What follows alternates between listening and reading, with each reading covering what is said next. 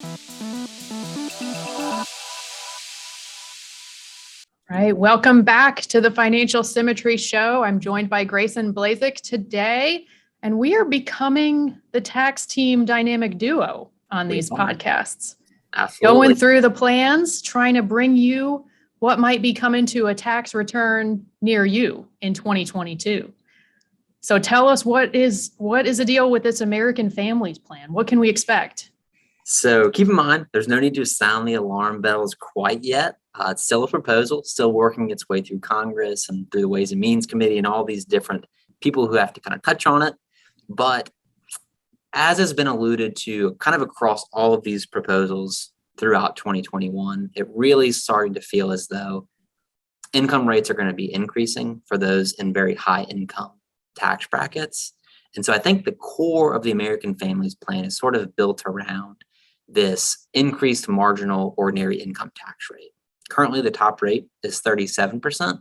It's going to be increasing back to previous levels of 39.6% for taxpayers, single filers in excess of 400,000, joint filers in excess of 450,000. So if you find yourself in an income bracket above those ranges, it's very likely, although not definitive, you're going to see some increased tax rates moving forward. If you find yourself below that rate, it's likely you're going to not feel any material changes when it comes to this American Families Plan. Okay, so and maybe some ordinary income brackets is kind of the main change here, but then on top of that, capital gains rate changes, and that's something that we both talked about in previous podcasts as well, which is previously they talked about it being aligned to your ordinary income tax rate, which you can imagine was going to be a pretty big difference from what it was today. But they've kind of capped it, which is, I think, is viewed as a positive for most people. From 20% is the top rate today, only going to be increasing up to 25% under this proposal. And again, that's only if your income is above those $400,000 or $450,000 range. Okay, so something to keep in mind with those higher brackets, especially for taxpayers who are seeing that income level every single year.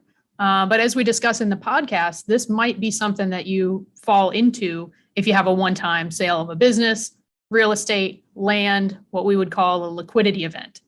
So it's some additional planning opportunities around that. And usually the good thing about those sales is you usually know it's going to happen. So it's not usually a surprise. So if you know you have something like that on the horizon, you might want to think about some potential planning opportunities.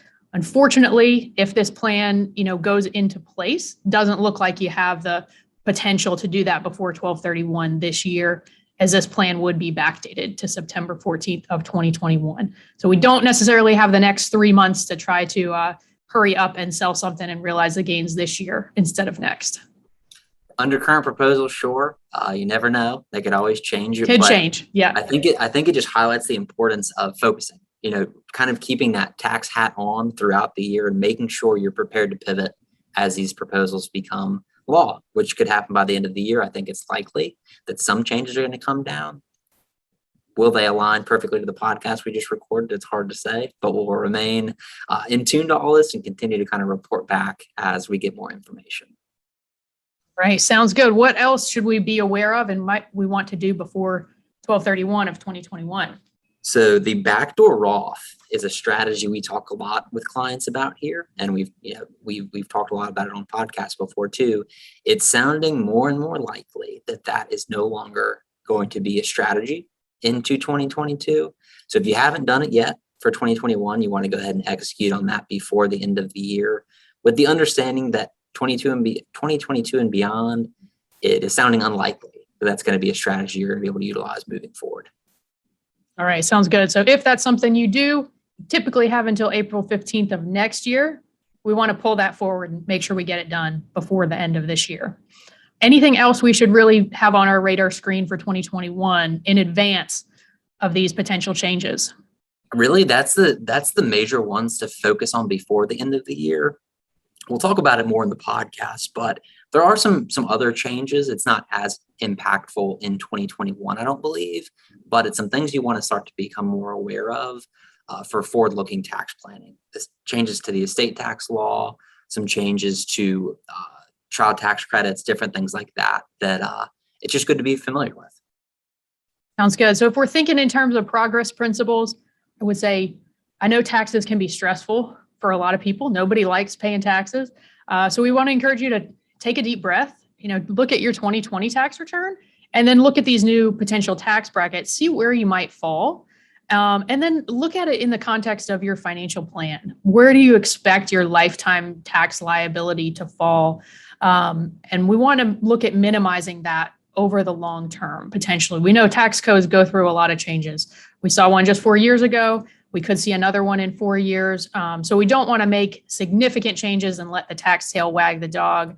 But we do want to be aware of things that we want to incorporate along the way, help you minimize the tax impacts while on your journey to enhance today and enrich tomorrow. How about you, Grayson? Any big takeaways that you want to see our clients and listeners incorporate?